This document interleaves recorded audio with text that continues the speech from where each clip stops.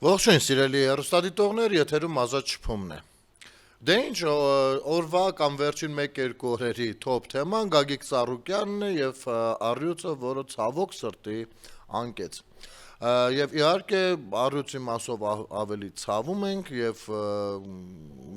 քան մի խոսքով եկեք շատ չմարանանք, բայց առյուծի պահով չնայած որ ես երեք բավականին մանրամասն եթեր արել եմ իմ YouTube-յան կանալով, այնուամենայնիվ այստեղ եւս համառոտ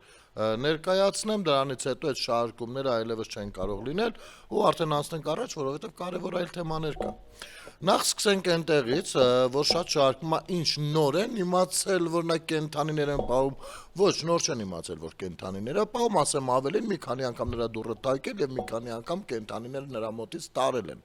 Բայց Հայաստանի Հանրապետությունում վայրի կենթանիների պահման մասով օրենքների խնդիր կա։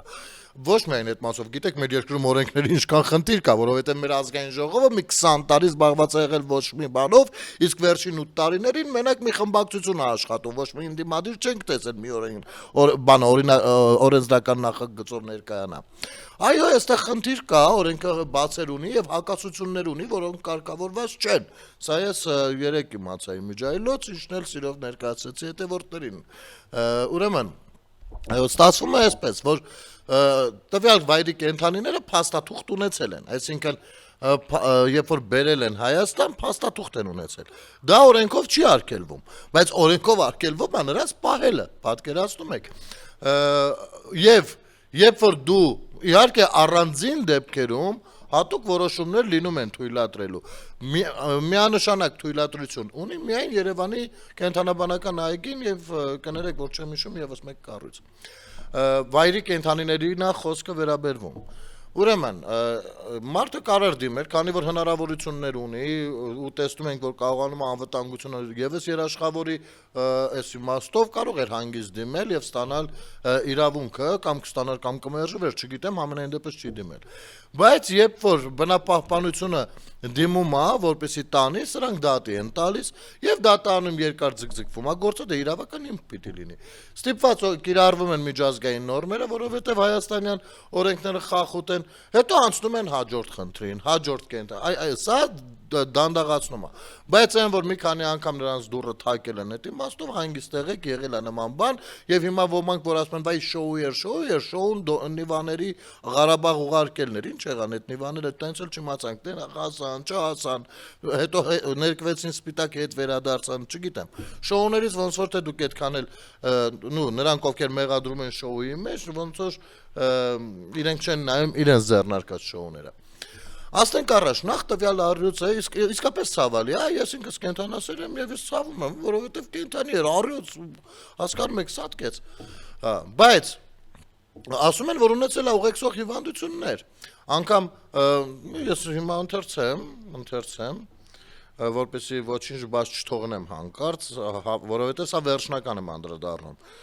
Առյուծի անկման պատճառը պայմանավորված է մեծ տարիքով եւ ուղեկցող հիվանդություններով, կենթանու օրգան համակարգերը եղել են ախտահարված, փայծախը, լյարդը, թոքերը, սիրտը, լեղապարկում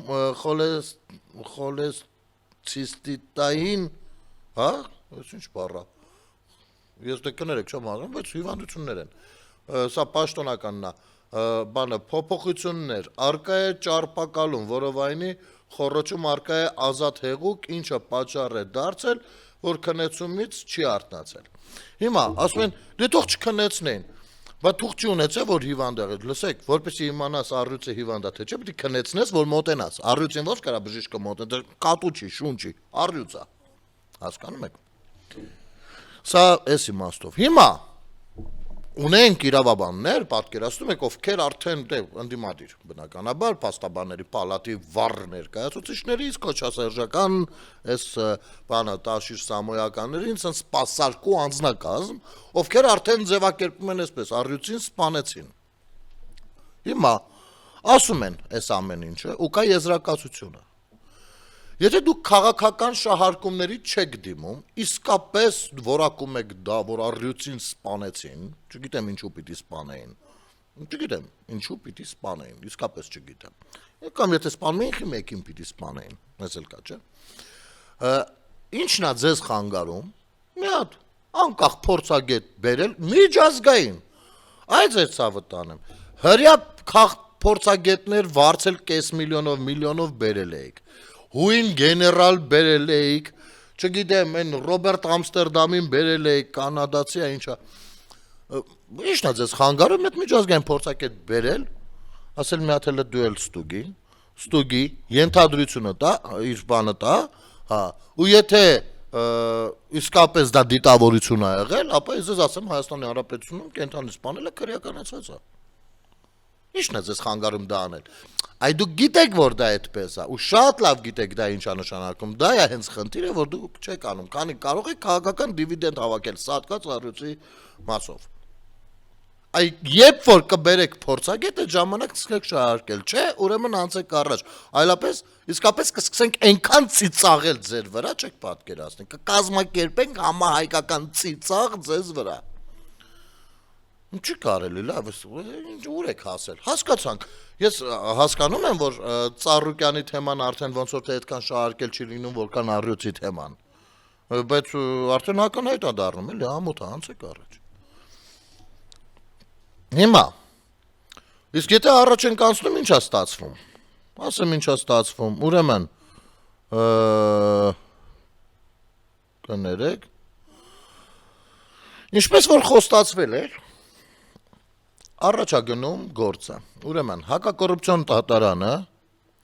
վարույթ է ընդունել գլխավոր դատախազության հայցն ընդդեմ Բեղլու ՓԲԸ-ի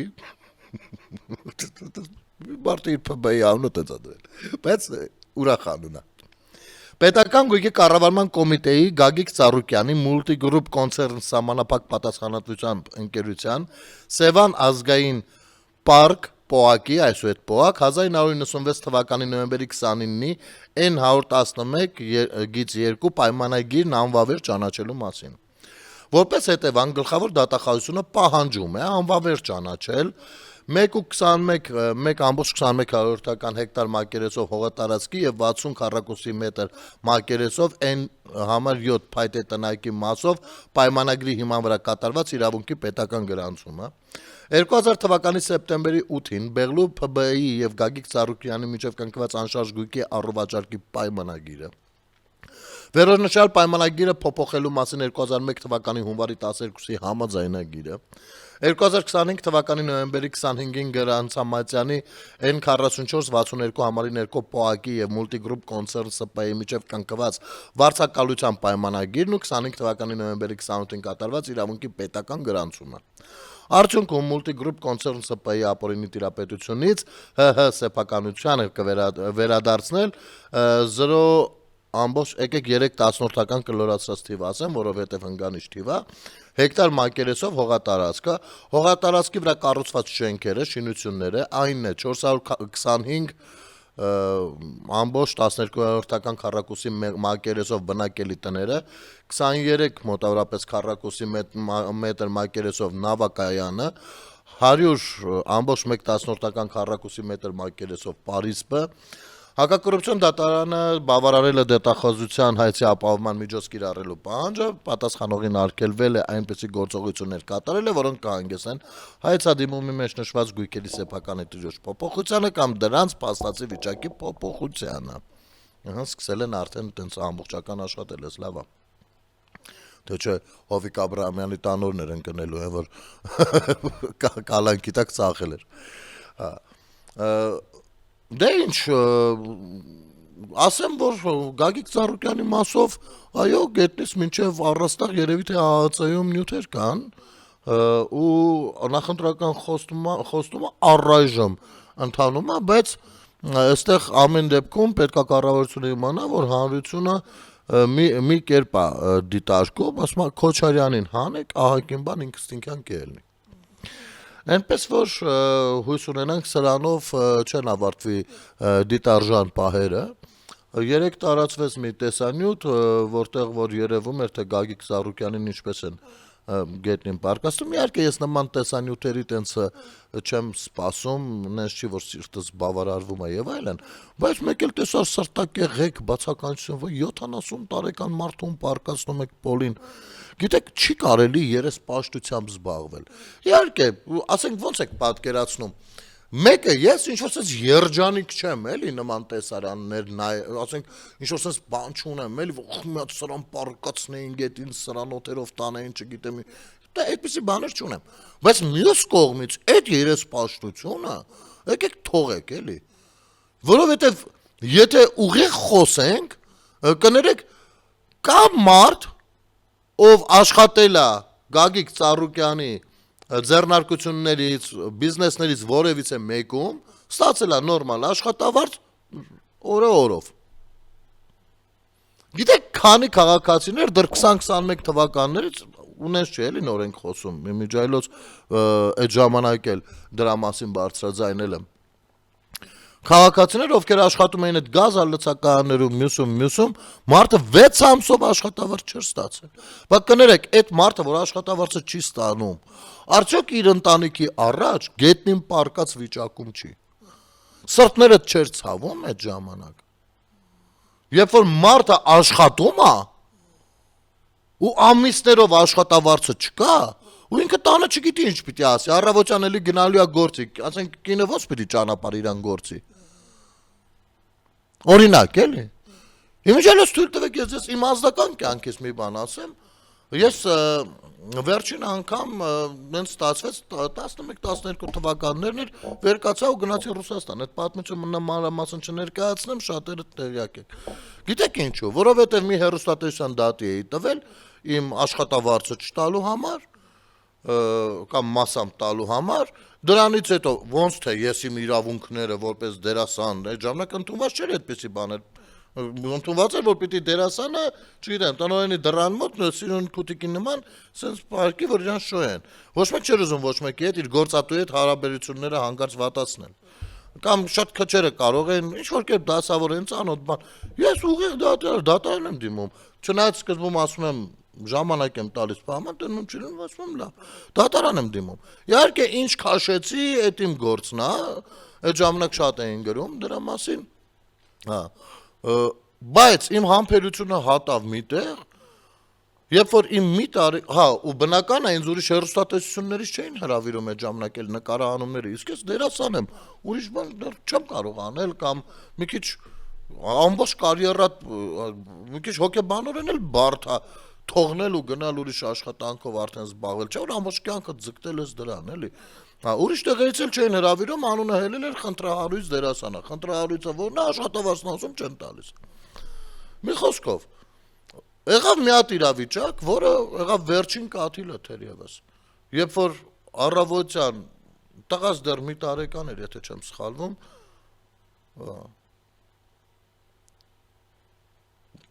լացում էր, կնոջս ասեցի խի է լացում, ասեց այդ փոշին կաթի որ կա, ասեց վերջացել է, պիտի առնծվի, ու ես հասկացա, որ դրա գումարը այդ պահին ինձ մոտ չկա, 2500 դրամ էր, եթե չեմ սխալվում, ու ես կարող էի մեկն ու մեկից վերցնել բան, էլի, այդ չի խնդիրը, բայց դա եղել է վերջին կաթիլը իմ։ Դուք պատկերացնում եք, ես այդ ժամանակ քանի հոգու եմ պատրաստ եղել պարկացնելու Պոլին, կամ ես այդ պահին ոնց եմ լղոզված եղել Պոլին։ Ինչի համար, որովհետև մի հեռուստատեսություն, որտեղ որ Աղվան Հովսեփյանից բռնած ով ասես բաժնետեր կար, որոշել էին կապրիզ անել։ Ու ես մի քանի բավական տևական ժամանակ մնացել էի առանց աշխատանքի։ Բայց այս ամեն ինչի միջով անցած հարյուրավոր մարդիկ, կներեք, այդ ում եք ուզում խաբեք, տեսարաններ հուզումնալից կառույց, այս շոու դուք եք անում, այդ հիմա է, որ կարող եմ հանգիստ դիմել դատարան, ցանկացած մեկը իր աշխատանքային իրավունքները վերականգնելու համար, իմիջայլոց, այն պետական համակարգը, որ սենց դանդաղ է մաքրվում, դրա արդյունքն է, որովհետև մարդը իր հանրապետական կամ դաշնակ աշխատակցին, լինելով ինքը տնօրենը կամ բանը նախարարը կամ չգիտեմ բաժնի վարիչը, չի կարող հեռացնելու ուղակի։ Նա դատիկը, դա կշայի ավելի ամուր թղթով կգա կնստի իր տեղը։ Հասկանում եք։ Այդ հիմա է այդ իրավունքները կիրառվում են, է։ Այն ժամանակ դու կարող էիր Ծառուկյանին դատի տալ։ Ասենք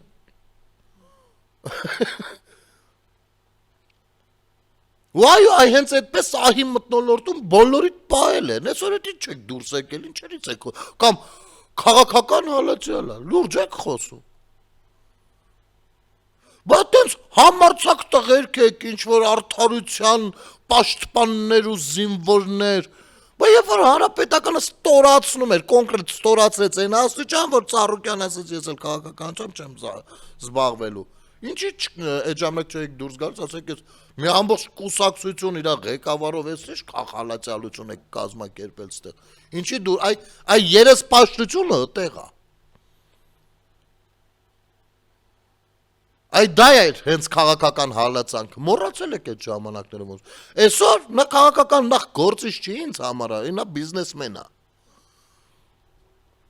Ապօրինություն է արել, փողերի լվացումով զբաղվել, պիտի գնա պատիժը կրի, այ քեզ բան։ Ու ոչ միայն նա բոլորը պիտի կրեն, ովքեր որ իրենց պետությունից վեր են դասել։ Բա այդ պահանջն են դրել։ Է որ գոռում ասում են Փաշինյանի ռեյտինգը ընկել է, ինչի համար է ընկել։ Դու գիտեք ինչ, այն իրանց կազմակերպած սատերի տարածման պատճառով է ընկել, չէ։ Հենց դրա համար որ ասում են ախպեր ջան, քանի տարի է ղեկավար են, բա ինչ են, այս ինչա, այն ինչա ազատության մեջ հանցագործ չեն։ Բա դրա համար էր ընկել ռեյտինգ։ Այս անգամ էլ խոսքացել են նստածներ, բոլորը սիադուտսի։ Ես այս բառակապակցությունը մշտապես այս առաջկա 5 տարին այս բառակապակցությունը ես անընդհատ հիշելու եւ հիշեցնելու եմ։ Ու վերջ։ Եվ այո, պիտի հենց այդ խոշոր ձկները, մկները ու եսի մինչերը բոլորն էլ պիտի պատասխանատվություն կրեն։ Իհարկե նրանք ովքեր հասել են փախնել Ռուսաստան, դժվար թե Ռուսաստանը նրանց վերադարձնի, իրենց հալալ զուլալներն են, բայց մի բան էլ է հասկանանք։ Երեք էլ ձեզ համար ընթեցեցի թե Հայաստան դաշինքի գրառումը պաշտոնական թե ուժեղ Հայաստանի, թե տարբեր հկներ, թե չգիտեմ ինչեր, մենք սատարում ենք Գագիկ Ծառուկյանին, ուրեմն պարզ ասեմ, Հայաստանի Հանրապետությունում պարզվում է, սենց իրանց ձայներով բանով, որ գումարենք իրար, մի 30-35% բան, մասա, սատարում է Լուկաշենկոյի գործունեությունը, որը եղել է աջակցել Ադրբեջանին Արցախի դեմ պատերազմում։ Վախենում եք այս նախադասությունից։ Դա է։ Թե դուք այդ պարագայում առանձնացնում եք թուրքերը առանձին են, բայց այնտեղ որ բանը, էսրա աջակցությունն է եղել ռուսների, բելառուսների, մյուսի, չէ, սրանք չէ, սրանք ինչ թշնամի, սրանք ընդամենը աջակցել են, ինչ են արել որ։ Չէ։ Սա ինչ մոտեցում է։ Այո, դուք աջակցել եք, ընդ որում, սա կարծիք չի, Այն որ երբ որ մարդիկ ասում են այ Ռուսաստանը մեղավոր է, այս ինչ դժբախտությունների մեջ, Արցախը, սրանք մեկնաբանություններ են, կարծիքներ են, որոնք ունեն հիմնավոր իհարկե բաներ, բայց սա ձևակերպումներ են, որոնք որ քաղաքական դաշտում գործածվում է, ու ով ոնց մտածում, այդպես ներկայացնում է։ Իսկ Լուկաշենկոն իր բերանով է ասել դրա մասին։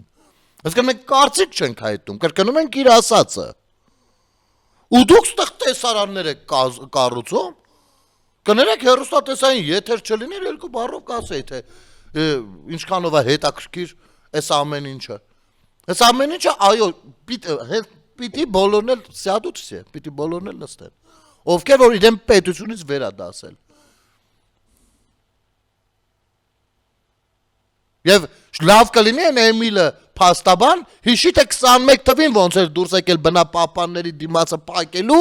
ովքեր որ գնացել էին հերթական անգամ այնտեղից բանը նրանց ձեռից կենթանիներին ազատելու։ Եվ դա առանց շոուի է արվել, ոչ մեկ չի իմացել, բա տեսնում ենք ձեր գնահատականը։ Եվ այո, պիտի տեսարաններն էլ պիտի լինեն։ Նենց որ եթե նեղվողներ կան, թող ալիքը փոխեն։ Կարճ դադար մեր եթերում։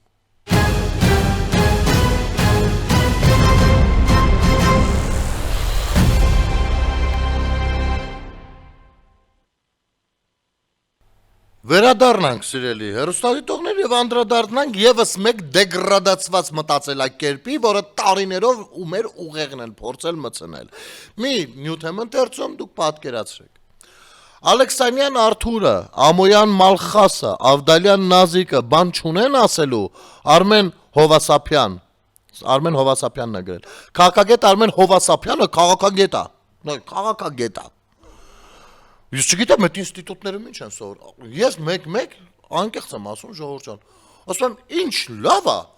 որ իմ մոտ չի ստացվել, որ ես ինստիտուտ ընդունվեմ ու ավարտեմ։ Թե չէ կարող է ես էլ դեգրադացվեի, չգիտեմ։ Գրում է,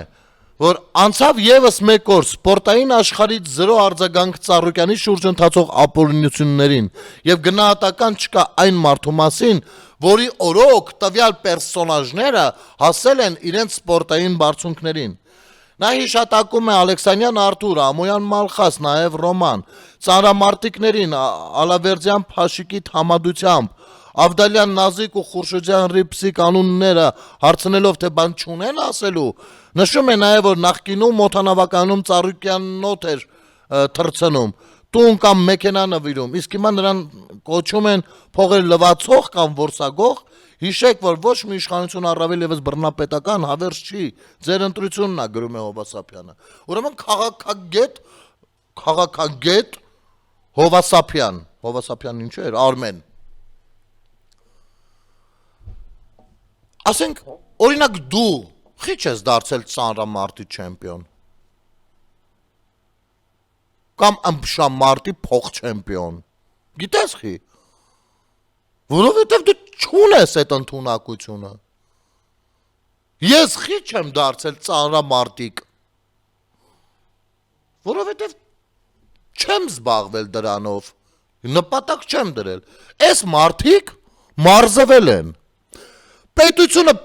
թող դարձնեին, կոալիցիոն կառավարություն ու իշխանություն էին, որ մարզիկը, տաղանդավոր մարզիկը կարողանա առաջ գնալ։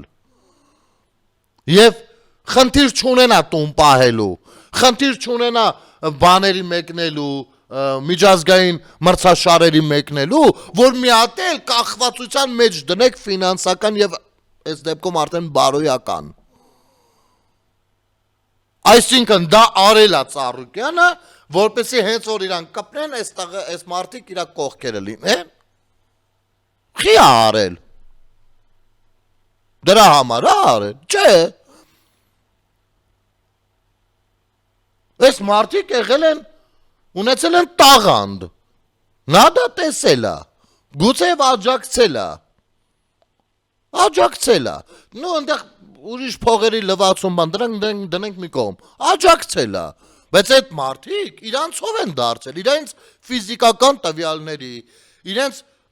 նվիրվածության, այս մարդիկ իրենց կյանքը սպորտի մեջ են դրել, այդ սաղ հեչ, Ծառուկյանի տված նիվեն մեջ, չհասկացանք,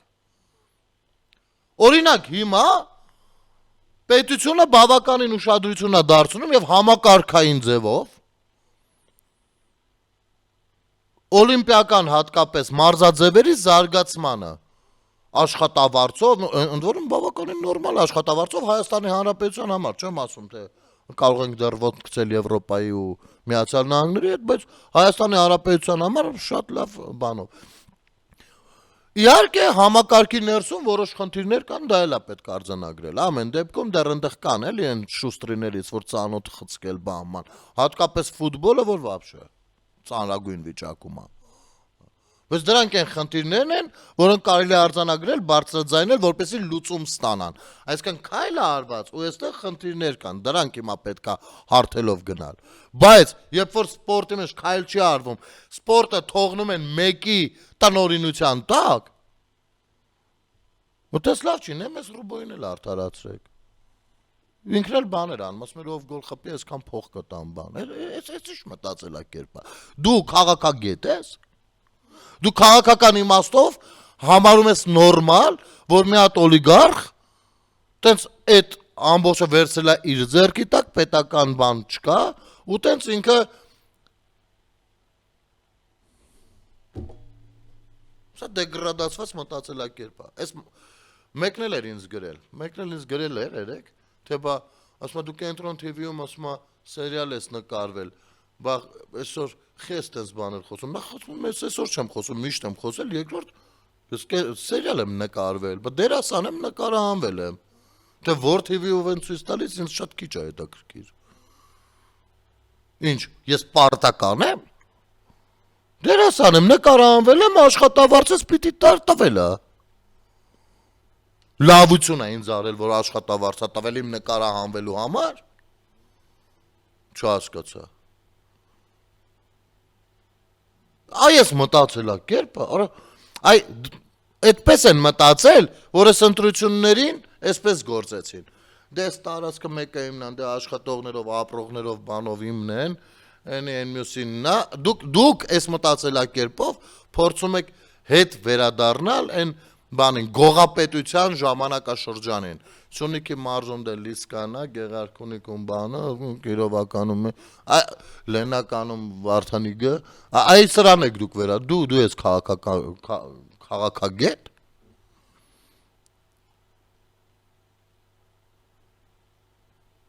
Դուք ուզում եք այս հանրության մենտալիտետը բարձր, եթե քաղաքագետը իր գործունեությամբ չի նպաստում հասարակության մենտալիտետի զարգացմանը, դա արդեն քաղաքագետ չի։ Չգիտեմ ինչ, հազար բան կարա լինի, բայց քաղաքագետ չի, դա հաստատ։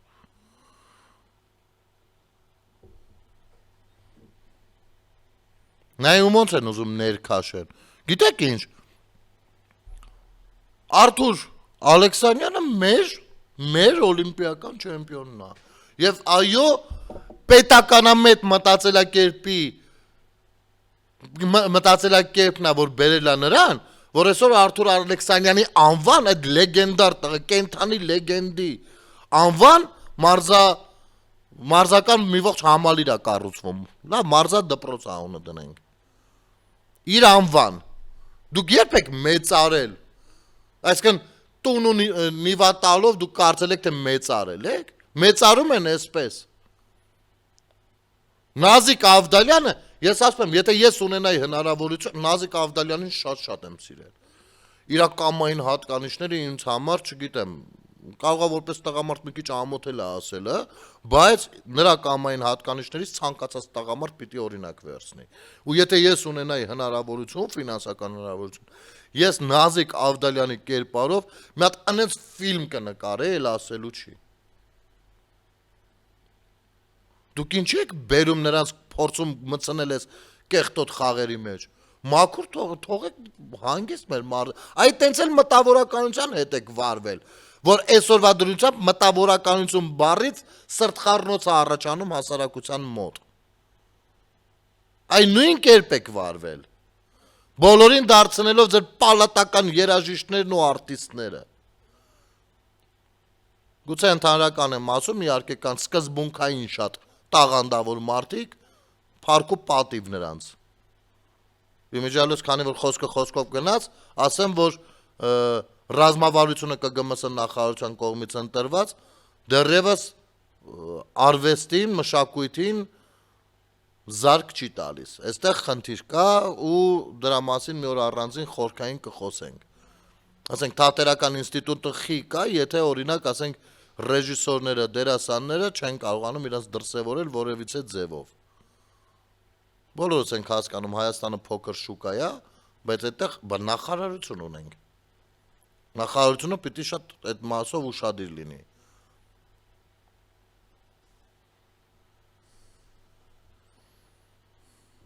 Դե ինչեր են ուզում խառնեն, քաղաքագետն է։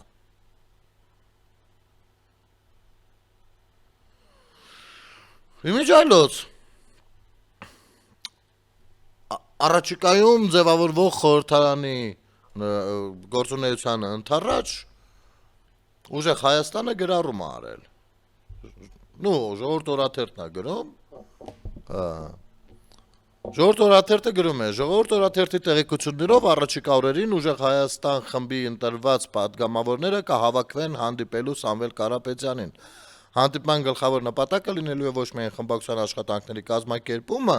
այլև առաջիկա խորհրդարանական գործունեության ռազմավարության մշակումը, պաշտոնների բաշխման եւ քաղաքական առաջնահերթությունների քննարկմանը։ Հա, ինչի համար միանգամից անցումը սենց արեցի։ Տաշիր Սամոն էլ երկիշներին էր տուն նվիրում, բան անում։ Հիմա ասում են, բա խիչ եք գալի կողքներս կանգնեք, ախպեր ջան։ Այսինքն այդ նվեր, հա։ Ասենք ջայր ժամանակ ասենք շատ աղջիկների օրինակ ծաղկե փնջեր եմ նվիրել։ Կարող եմ մի օր ինձ որ ձեպակ ասեմ, աղջիկներ, բայց ես ծաղիկ եմ նվիրել։ Եկեք պատկերացնում եմ կինոս ոնց ծաղիկը շարի։ Չէ, որ ասենք նվիրել ես այ մարդ։ Ինչ ես ուզում, քթներից ես բերում։ Շատ վատ բնավորություն է, էլի, դա վատ բան է։ Մեկին նվերտաս, հետո անցնի որոշ ժամանակ, ինչ որ մի բան չստացվեց, դե բան է։ Քեզ բան էի նվիրել, դե այսօր էլ արի դու իմ կողքը կա։ Դա նվեր չէ, այդ փոխշահավետ գործարք է։ Քեզ բան։ Շարունակենք։ Մեր տեղեկություններով խմբակցության ղեկավարի հարցն արդեն փաստացի լուծված է։ Այդ պաշտոնում կընտրվի ցուցակը գլխավորող Նարեկ Կարապետյանը, իսկ քարտուղարի հարցը դեռևս բաց է։ Ինչ վերաբերում է ազգային ժողովի ընդդիմադիր փոխնախագահի պաշտոնին, ապա քննարկումների արդյունքում թիմում առավել հակված են այդ պաշտոնում առաջադրել Արամ Վարդևանյանին, թեև նախկինում հավակնորդների թվում ակտիվորեն քննարկվում էր նաև Էդգար Ղազարյանի անունը, սակայն նրա կողմնակիցների թիվը խմբակցության ներսում զգալիորեն նվազել է։ Սակայն պաշտոնների բաշխումը ուժեղ Հայաստան, հեսա Էդգար Ղազարյանին կանդրադառնանք, ուժեղ Հայաստանի միակ գլխացավանքը չէ։ Խմբակցությունում արդեն հասկանում են, որ խորհրդարանում իրենց առաջին լուրջ բախումը լինելու է ազգային ժողովի ղեկավար մարմինների ձևավորման ընթացքում։ Ընդդիմադիր շրջանակներում մտավախություն կա, որ իշխանությունը կարող է կրկնել նախորդ գումարման ազգային ժողովի գործելավոճը եւ ընդդիմությանը կրկին զրկել այն լծակներից, որոնք խորհրդարանական վերահսկողության կարևոր գործիքներ են համարվում։ Խոսքը վերաբերում է թե ազգային ժողովի փոխնախագահի պաշտոնին, թե մշտական հանձնաժողովների նախագահների ընտրությանը։ Վերջերս կատարվող օրենսդրական փոփոխությունների արդյունքում, եթե որևէ պաշտոնում առաջադրված տեխնացուն երկու անգամ չի ընդունվում, ապա այդ հարցը համարվում է սպառված եւ այլևս չի կարող խոչընդոտել խորհրդարանի ձևավորման գործընթացը։ Ինչը որ տեսանք 21 թվականին, հիշում եք, մի 15 անգամ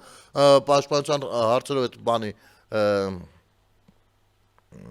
հանձնաժողովի նախագահին ընտրում է ընդդիմադիրները դիտմամբ անընդհատ նույն մարդուն էին բերում մի 10-15 անգամ տալուկես տևես մինչև այդ ծանրագույն վիճակում որ ամենակարևոր թերևս այդ ժամանակներում բանն էր ինքը հանձնաժողովն էր ինչքան դիտավորյալ ձգձգեցին դա հակապետական գործելավոճ էր դրա համար այդ օրենքը հանեցին ասում երկու անգամ չի ընտրվում всё անցանք առաջ ու շատ լավ է դա Եթե իշխանությունը գնա նույն ճանապարհով, ինչ նախորդ խորհրդարանում, ապա ընդդիմադիր երկու խմբակցություններն էլ կարող են կրկին մնալ առանց հանձնաժողովների նախագահների եւ առանց ազգային ժողովի փոխնախագահի պաշտոնում ազդեցիկ ներկայացվածության։ Ես ճիշտ եմ հասկանում, որ ընդդիմադիրները ընդունում են, որ իշխան Սաղաթելյանը հեչ ազդեցիկ չէր։ Արձանագրենք սա։ Ուժեղ Հայաստանում համոզված են, որ խորհրդարանի մեկնարկը հեշտ չի լինելու։ Թիմում չեն բացառում ամենաթեժ զարգացումները, ընդհուպ մինչև ֆիզիկական բախումներ։ Նման կանխատեսումների համար նախադեպեր կան։ Նախորդ գումարման ազգային ժողովի ձևավորման առաջին օրերին նիստերը բազմիցս վերածվել էին փոխադարձ վիրավորանքների, քաշքշուկների եւ անգամ ծեսկրտուկի։ Միաժամանակ իշխանությունը երկու անգամ մերժեց ընդդիմության տեխնացու իշխան Սաղաթելյանի ընտրությունը։ Ազգային ժողովի փոխնախագահի պաշտոնում եւ միայն երրորդ փորձից հետո նա ընտրվեց այդ պաշտոնում։ Առանձին քննարկման թեմա է նաև կալանքի տակ գտնվող Դավիթ Ղազինյանի հարցը։ Ժողովուրդ օրաթերթի տեղեկություններով ուժեղ Հայաստանի ներսում մեծ ցանկություն կա, որպեսզի Ղազինյանը հնարավորինս շուտ ազատվի կալանքից եւ միանա խմբակցության։ Իրենց ուզելով չի։ Աշխատանքներին թեև նախկինում խոսվում էր, որ նա չի ցանկանում գնալ խորհրդարան։ Եթե ազգային ժողովի ղեկավար պաշտոնների ընտրության ժամանակ իշխանությունը կրկին հրաժարվի ընդդիմությանը տրամադրել խորհրդարանական վերահսկողության համար դոնտի բանաձևով։ Նախատեսած պաշտոնները, ապա խորհրդարանում լարվածությունն առավել կխորանա։ Հիմա նայեք, նա Ղազինյանի հարցով չհասկացանք, օրենքը կորոշի։ մի 4-5 հոգի հետախուզման մեջ են, ինչ անենք, ասենք հետախուզումը հանեք, ոչինչ որ փող են բաժանել, թողան մանդատը վերցն ու գժի դար չի։ Բայց այս բանի Էդգար Ղազարյանի հարցն է հետաքրքիր։ Նախ արձանագրենք, որ մեր հասարակության մոտ 330,000 քաղաքացի գնաց ընտրեց մի ուժի, որտեղ կար Էդգար Ղազարյան անազգանունով անձնավորություն, ով սրտանց մաղթում էր, ես կրկնում եմ իր խոսքերը, հայ սակրավորների մահը։ Զինվորի մահն էր ցանկանում մաղթում։ Ընդ որում այդ նախադասությունը 2 անգամ է կրկնել։ Ու 330,000 քաղաքացի ոնց որ ասեցին, հա, մենք էլ։ Մենք միանում ենք այդ մաղթանքին։ Այո, սա դա է նշան։ Գիտեք, երբ որ շատ է չէ լինում, մարդիկ, ասենք մարդ կա Փաշինյանին է սատարում, ու երբ որ Փաշինյանը մի սխալ է անում, դու նրան ասում ես, բա հիմա ո՞նց է սատարում, այս բանը սենց։ Ինքը փորձում է կամ պաշտպանել իր տեսակետը, կամ ինչ-որ մի խոսքով, կամ բացատրել, որ կարող է դու ես սխալ տեղը մեղադրում եւ այլն։ Այսինքն ինչ-որ չափով հասկանում է, որ կրում է դրա համար պատասխանատվություն, որոշակի չափով, որպես քաղաքացի։ Պատասխանատվություն բառը անգամ այստեղ բարդ բառ է։ Բայց դեպքում ո՞նց է լինում, որ դուք կսատարեք փողերի լվացմանը, դուք կսատարեք բանը Ադրբեջանի հետ Արցախի դեմ բանը ռազմական գործողությունը խրախուսողին, դուք կսատարեք հայ սակրավորի մահը ուզողին, մենք ասելիք չենք ունենա։ Այդ քիչ չեք կարծում, որ վատ բան է։ Բա ընդունեք որոշակի քաղաքացիական պատասխանատվություն այդ հարցով է։ Եվ քանի որ եթերը մոտենում է իր ավարտին, ժողովուրդ ջան, թույլ տվեք, չնայած կար էլի մի երկու լավ կարևոր թեմա կար, բայց լավ, ոչինչ, վաղն էլ օր լինելու։ Թույլ տվեք մի դրական նոտայով դարձյալ ավարտենք այսօրվա հաղորդումը նույնպես։ Ուրեմն, այս տարվա սեպտեմբերին կայանալիք Tour of Armenia միջազգային բազմօրյա հեծանվվածքի մրցաշարին ընդառաջ Հայաստանի Հանրապետության վարչապետի հովանու ներքո օգոստոսի 29-ից 30-ը կանցկացվի Սևանի շուրջը սիրողական հեծանվային արշավը, նպաստելով Հայաստանում հեծանվային արշավների ավանդույթի եւ առողջ ապրելակերպի մշակույթի զարգացմանը։ Հեծանվային արշավին մասնակցելու պայմաններ. Մասնակիցը պետք է ունենա առնվազն 25 կիլոմետր ճանապարհ առանց դադարի հեծանիվ վարելու կարողություն, մասնակիցը պետք է ունենա բժշկի թույլտվություն կամ տեղեկանք առողջության վերաբերյալ, որը չի պարունակում հեծանվային արշավին մասնակցության հակացություններ, մասնակիցը պետք է պատրաստական լինի օգոստոս ամսին մասնակցելու նախապատրաստական մարզումներին։ Հեծանվորդները հեծանվային արշավին մասնակցում են իրենց հեծանիվներում, ընդ որում թույլատրելի են միայն մեխանիկական հեծանիվները։ Հեծանվային արշավը կամփոփվի եզրափակիչ միջոցառմամբ, որի ընթացքում բոլոր մասնակիցները կստանան հավաստագրեր։ Մրցանակային հիմնադրամ նախատեսված չէ, հայտերն ընդունվում են մինչև հուլիսի 30-ը։ Ավելի մանրամասն կարող եք ծանոթանալ ՀՀ կրթության, գիտության, մշակույթի եւ սպորտի նախարարության պաշտոնական կայքից ձեր մասնակցության համար։ Սա դրական բարի լավ բան է, ինչից կարելի է օգտվել։ Եթերում ազատ շփումներ կհանդիպենք։